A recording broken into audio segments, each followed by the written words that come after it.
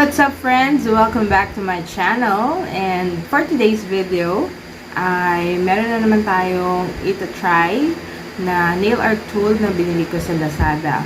Okay, yung binili kong nail art tool is acrylic paint.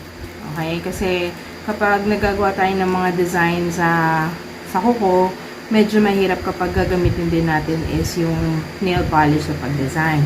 Okay, so ngayon meron tayong ita-try na acrylic paint para medyo maganda yung paglagay natin ng design sa ating mga kuko. Alright? So, i-unbox natin siya. Okay? Or i-unpack. Hindi ko alam kung may box ba ito. Alright? And after that, magta-try tayo ng, or gagawa tayo ng Halloween nail art. So, last week, meron na tayong Halloween nail art, yung spider web.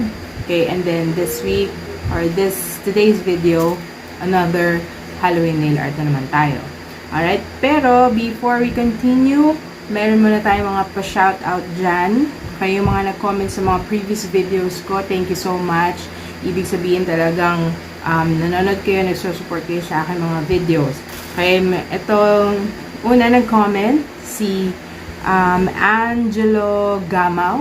Alright? Lalagay ko na lang yung comment niya dyan. Sabi niya pa-shoutout daw. And second, yung aking kumpare na si Josh Firma. Alright, thank you so much, paring Josh, sa pag-comment mo. Shoutout sa'yo, kumpare ko. Alright, so, let's go ahead and unbox. And let's see kung anong itsura nito. Okay?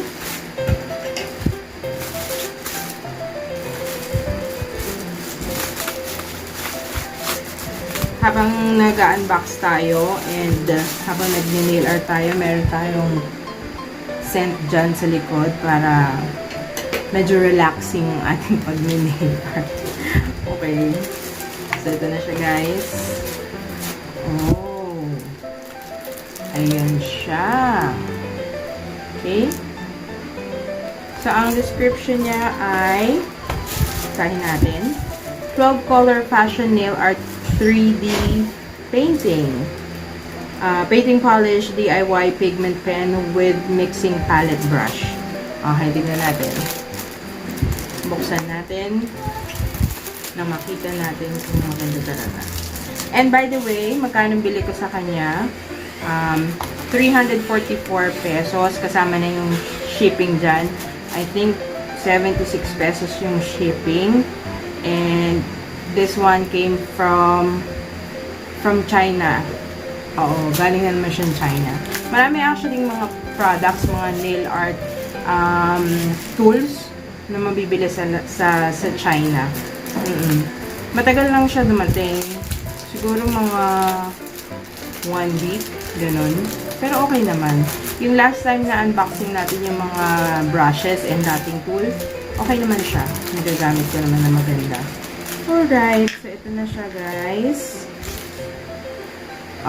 Okay, so dito muna tayo sa acrylic paint. So 12 daw yan. Bilangin nga natin. 1, 2, 3, 4, 5, 6, 7, 8, 9, 10, 11, 12. Okay, kompleto ang ating acrylic paint.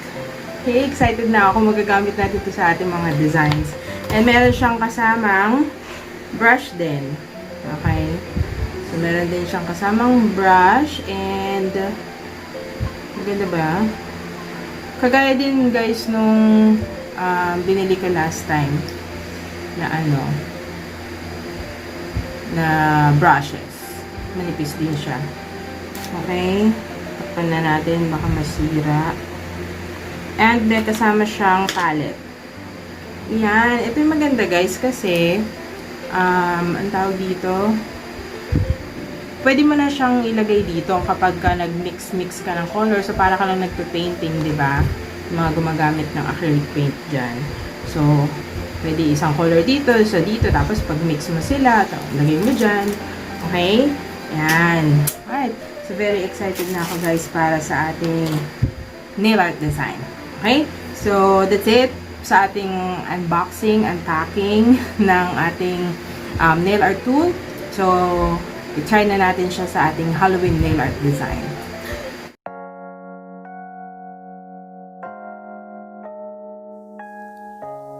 These are the tools that we are going to use for our pumpkin nail art.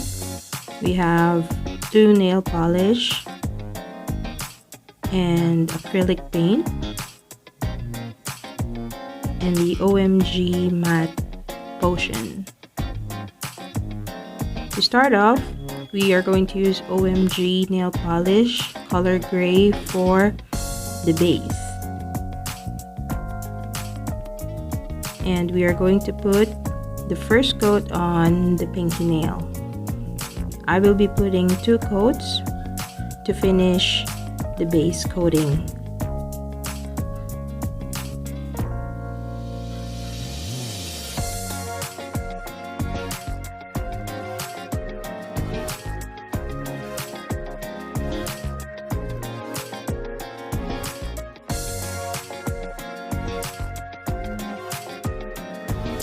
Next, we are going to use LM nail polish color orange for the pumpkin.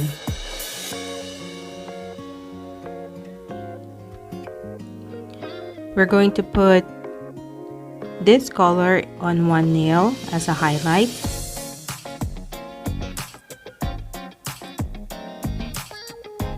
And we are going to put 2 coats as well.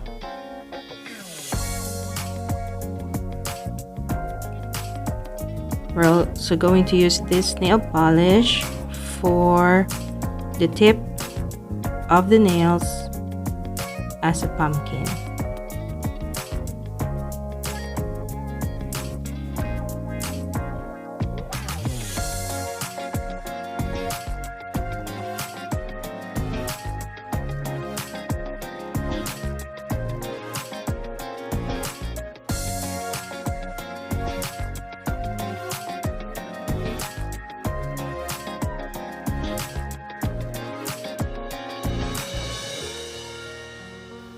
Then we are going to use 2 colors acrylic paint, one brown and one black, to draw our pumpkin. First, we are going to use brown color to highlight the pumpkin.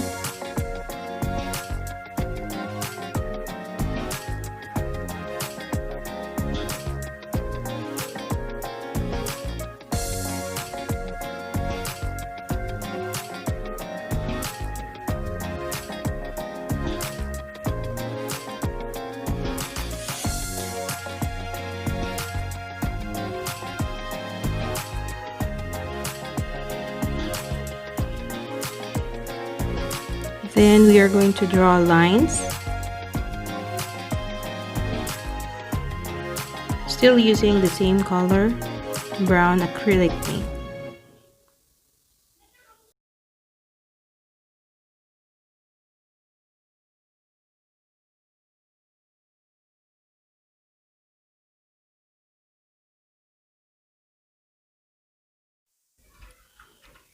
We're also going to draw one line on top for the stem of the pumpkin.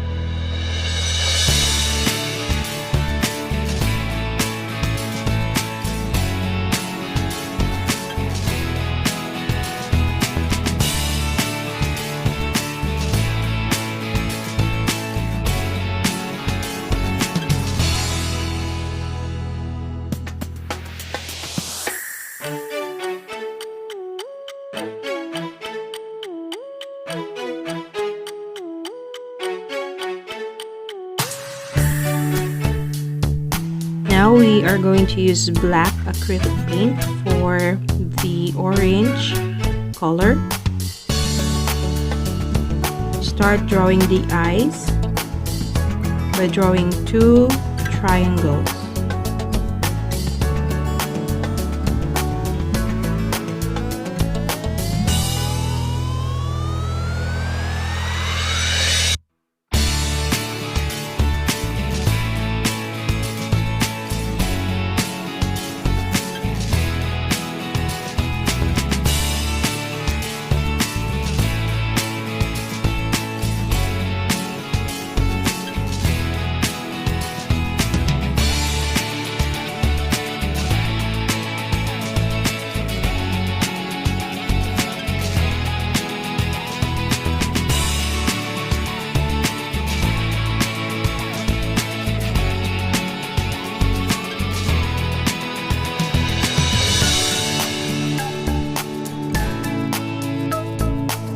Next, draw crooked lines for the mouth of the pumpkin.